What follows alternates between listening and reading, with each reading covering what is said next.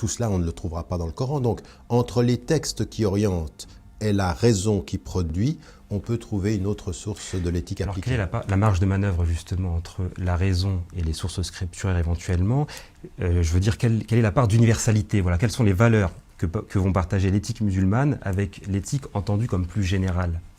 Alors il n'y a pas de règle une et définie, il y en a plusieurs. C'est-à-dire que parfois, dans la source, l'idée, par exemple, que on évite la douleur, on évite la violence, on évite la dégradation, par exemple, comme la torture, ça, la source nous dit quelque chose qui est déjà universel. C'est-à-dire, on va tous le partager parce que la rationalité dit la même chose. Mais parfois, c'est dans l'objectif qu'on va trouver. C'est-à-dire que la source dit quelque chose de singulier, mais elle a un objectif qui peut être universel, comme par exemple l'expression de le bien-être, le maslahat an-nas, comme on dit en arabe, c'est le bien-être de la société. Et cela, chaque société va pouvoir le produire, le penser en fonction de son histoire, de sa psychologie collective. Donc l'universel, c'est parfois dans l'expression que l'on trouve dans les sources et parfois dans les objectifs que l'on voit être produits, soit par les sources, soit par la rationalité humaine, soit par la coutume. Donc l'universalité, ce n'est pas un champ restrictif. On peut le voir, c'est multidimensionnel et ça évolue, tout à fait. D'accord. Bien, je crois que nous avons défini un cadre assez précis dans lequel ou en dehors duquel va s'exprimer notre autre objet de réflexion, l'art. Et pour en parler, au lieu de partir à la conquête d'une définition, je vous propose d'observer une œuvre. Et permettez-moi dans un premier temps de vous présenter ce masque. Voilà, c'est un masque rendu célèbre par les tueurs qui le portent dans les épisodes d'un film d'épouvante américain, Scream. Mais si je vous le montre, ce n'est pas pour son éventuel caractère artistique, ni d'ailleurs pour évaluer celui du film, parce que j'imagine que le 7e art nous a proposé des sujets bien plus intenses que l'histoire d'une bande d'adolescents qui se courent après pour se mettre des coups de couteau, mais plutôt parce qu'il aurait été inspiré par le réputé tableau de Munch, appelé Le Cri, que l'on va pouvoir voir ici. Cette toile est dépeinte comme l'œuvre la plus importante de cet artiste norvégien. Et l'une des 4 versions, donc symbolisant un homme emporté par une crise d'angoisse, a été vendue il y a quelques semaines à 120 millions de dollars. Une crise d'angoisse à 120 millions de dollars, Tariq, c'est le record de vente d'un tableau aux enchères. Nous achetons notre angoisse, et en plus d'être dans nos salons, j'allais dire, nos angoisses, nos frustrations, nos perversions prennent place aussi dans les musées. Alors, est-ce que sous prétexte de dresser un tableau de l'état des lieux de la vie en société, l'art ne légitime-t-il pas des productions contraires à l'éthique?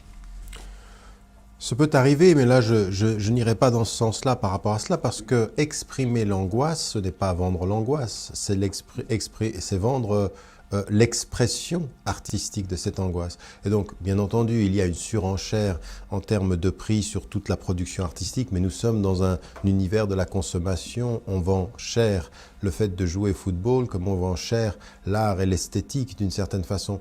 Mais ce qui est le plus important, c'est au-delà de la valeur du tableau, c'est considérer la maîtrise de la technique, c'est l'expression, c'est la traduction. Et c'est vrai que quand vous voyez ce tableau, il y a quelque chose qui est une expression assez forte de ce que peut être l'état d'angoisse. Donc c'est une bonne traduction, une bonne représentation. Ce n'est même pas simplement un moyen d'expression, c'est l'expression elle-même de l'angoisse. Alors après, il y a le nom du peintre, mais ce qu'il faut que l'on reconnaisse, c'est déjà ceci. Alors déjà, on peut dire, il y a la question de l'éthique par rapport au prix, et puis ensuite, il y a la question de l'éthique par rapport à l'expression. Je ne vois rien dans ceci qui aille à l'encontre d'une éthique sociale, d'une éthique individuelle. Oui, j'entendais plus par le fait de dresser un état des lieux de la vie en société. Il y a nos angoisses, il y a aussi donc du coup aussi nos perversions, nos frustrations. C'est des choses qui vont s'exprimer comme vous venez de le dire, donc c'est plutôt l'expression de tout ceci. Mais est-ce qu'à un moment donné, par exemple, un artiste qui exprimerait sa frustration par la mise en scène de la nudité par exemple, vous voyez, est-ce que là, on est contraire à l'éthique ou toujours pas?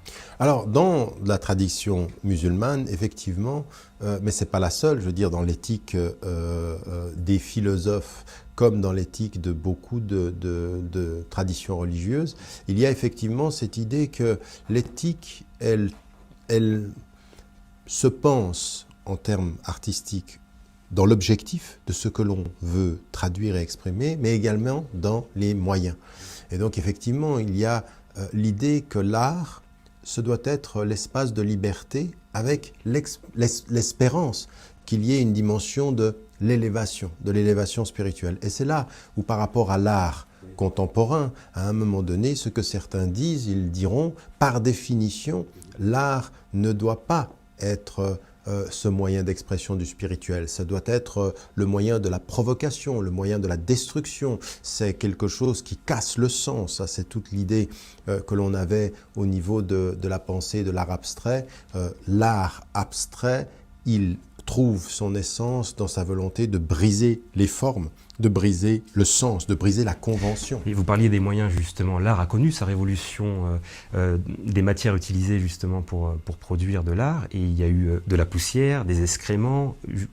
Jusqu'où peut-on aller pour... Oui, ça va. Alors ça, c'est la rencontre de deux univers de sens.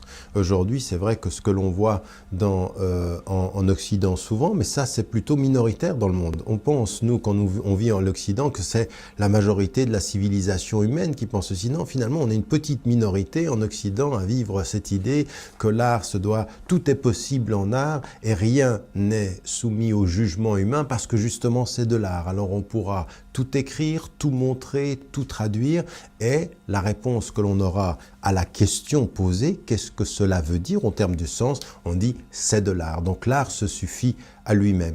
Les traditions religieuses, et en particulier la tradition musulmane, elle ne dit pas ça. Elle dit que l'art est constitutif de l'être humain, qu'il faut savoir dire l'imaginaire, le protéger, le célébrer. Il faut être créatif. Qui a une voix, qui a une foi, doit savoir dans la voix et par la foi être créatif de l'imaginaire, mais cela veut dire dans l'élévation, jamais dans le déni du sens. D'accord, d'autant plus que c'est quelque chose que l'on perçoit comme ça immédiatement. Ce n'est pas une dimension sous-jacente de la culture, l'art. C'est quelque chose qui nous est parfois même imposé et qui participe à la structuration d'une société. Donc, et vous avez cependant déclaré lors de l'une de vos conférences, vous avez appelé à ne pas soumettre à l'éthique tout l'agir humain. Alors justement, jusqu'où peut-on aller dans la production artistique, puisque celle-ci intéresse directement l'action humaine ?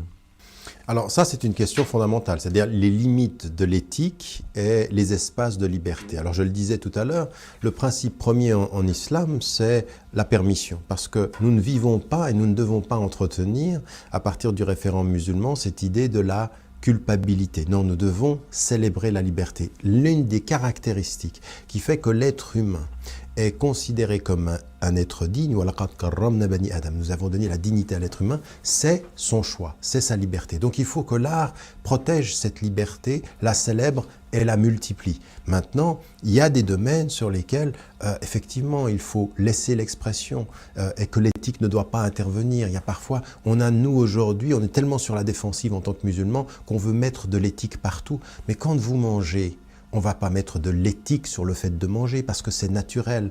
L'expression est aussi naturelle. Donc, vous dites souvent que tout n'est pas réglé, Oui, tout ne doit oui. pas être réglé par une espèce d'obsession de la limite, mais en même temps, il faut toujours se nourrir de cette vision des objectifs que l'on veut et puis laisser de la liberté au mode d'expression, laisser aux gens, par exemple, mais le fait de dire avec le verbe la beauté de la vie, la beauté de la nature, mais il ne faut pas qu'on soumette ceci à des règles. Laissons les gens s'exprimer. Ayons confiance en notre naturel jusqu'à preuve du contraire, et pas le contraire.